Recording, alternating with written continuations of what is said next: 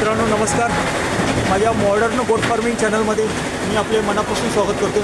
मित्रांनो, चॅनलवर जर माझ्या फर्स्ट टाईम असेल तर चॅनलला सबस्क्राईब करा आणि जे ऑलरेडी माझ्या चॅनलचे सबस्क्रायबर आहेत त्यांनी माझ्या चॅनलची माहिती आपल्या शेतकरी बांधवांना किंवा शेळीपालकांना द्या. तर मित्रांनो, आपल्याला माहिती आहे की शेळीपालनामध्ये चारा व्यवस्थापनाला खूप महत्त्व आहे. 70% खर्च हा चाऱ्यावर होत असतो आणि चाऱ्याचं व्यवस्थापन जर चांगलं झालं तर शेळीपालनामध्ये चांगल्या प्रकारे यश आहे. तर मित्रांनो, आज मी आपल्या मनी ॲग्रो जे सावर्डेला फार्म आहे त्या फार्मवर मी आपल्याला व्हिजिट दिलेली आहे आणि आज आता सध्या 12:30चं टायमिंग झालं आहे आणि 12:30 टायमिंगला आपल्याला हिरवा चारा जो आहे हा मका आहे. तर मका आपल्याला तोडून आणलं त्यांनी ट्रॅक्टरनी आणि कडबा मशीनवर कुट्टी करतायत हिरवा चारा आणि तो आपल्या शेळ्यांना घालतायत. तर अशा पद्धतीनं त्यांचं हे चारा व्यवस्थापन आहे आणि शेळीपालनामध्ये हा सगळ्यात महत्त्वाचा भाग आहे. म्हणजे जो चारा व्यवस्थापन करतो त्यालाच चांगल्या प्रकारे व्यवसायामध्ये यश येतं. आणि आपल्याला माहीत आहे की मी सांगतो की 70% खर्च हा चाऱ्यावर होत असतो आणि हे जर आपण व्यवस्थापन केलं तर आपल्या व्यवसायामध्ये यश आहे आणि या गोष्टीला खूप महत्त्वाच्या आहेत. आता त्यांनी हिरवा चारा आहे हा दुपारच्या वेळेस घेतलेला आहे. म्हणजे त्याचं लॉजिक असं आहे की हिरव्या चाऱ्यामध्ये काही पाण्याचे अंश असतात आणि हे दुपारच्या वेळेस दिल्यानंतर ते चांगल्या प्रकारे त्यांना शरीराला लागतं. तर सकाळी आपण त्यांनी भुसा दिल्यात, वेगवेगळे भुसा साधारणतः 9-9:30च्या दरम्यान आणि 12-12:30च्या दरम्यान त्याचा हिरवा चारा देत आहेत आणि आता ते सध्या फीड करत आहेत. मग जे कडबाकुटीमध्ये दिले आहेत हे साधारणतः 1 इंच अशा पद्धतीचा हा कडबाकुटी आहे आणि त्यांना सहजासहजी सोप्या पद्धतीनं खाता येईल अशा पद्धतीने हिची साईज आहे मका आणि व्हरायटी आहे.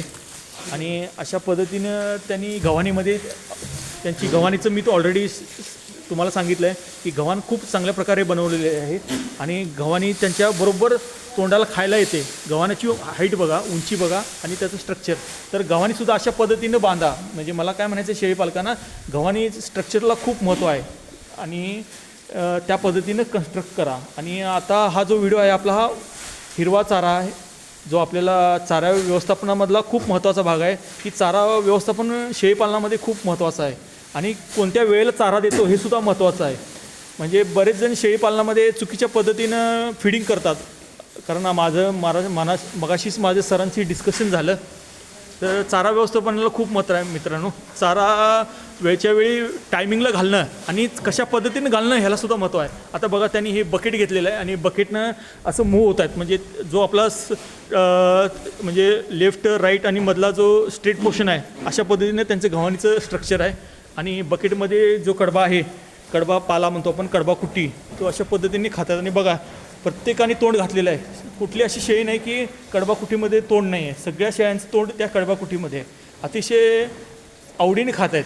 म्हणजे अतिशय चांगला फीड आहे आणि चांगल्या प्रकारे त्यांनी केलेलं आहे. मॅनेजमेंट आहे, व्यवस्थापन चांगलं आहे. आणि हिरवा चारा बघा किती सोप्या पद्धतीनं आणि उत्कृष्ट पद्धतीने घातला जातो आणि खाल्लं जातं आहे. बघा म्हणजे अतिशय बघण्यासारखं आहे व्ह्यू. आणि शेळीपालनामध्ये अशा पद्धतीने व्यवस्थापन करा मित्रांनो. म्हणजे हा हिरव्या चाराबद्दल मग आपण विषय घेतलेला आहे आणि हिरवा चारा हा ह्या टायमिंगला घ्या आणि अशा पद्धतीनं कंपार्टमेंट बनवून अशा पद्धतीनं द्या. म्हणजे जेणेकरून त्यांचे व्यवस्थितपणे व्यवस्थापन होईल. तर खूप महत्त्वाचं आहे आणि चांगल्या प्रकारे नियोजन आहे. बऱ्याच मी व्हिडिओमध्ये सांगितलं आहे की इथं तुम्ही या फार्म बघा. अतिशय चांगला फार्म आहे. आम्ही मगाशीच म्हटलेलं आहे की आयडियल फार्म आहे हा. सगळ्यात उत्कृष्ट मी जवळजवळ मित्रांनो 200-250च्या पेक्षाही जास्त फार्म हाऊस पाहिलेत. पण तुम्ही जर मला रँकिंग वाईज म्हटला तर हा माझ्या दृष्टीने 1 नंबर रँकिंग आहे या फार्मला. कारण सर्व गोष्टी तर आहेत. म्हणजे ज्या एक्सपिरियन्स माणसाला ज्याला शेळीपालनाचं गंध आहे तो निश्चित ह्या फार्मला रँकिंग देणार. कारण सर्व गोष्टी तर आहेत.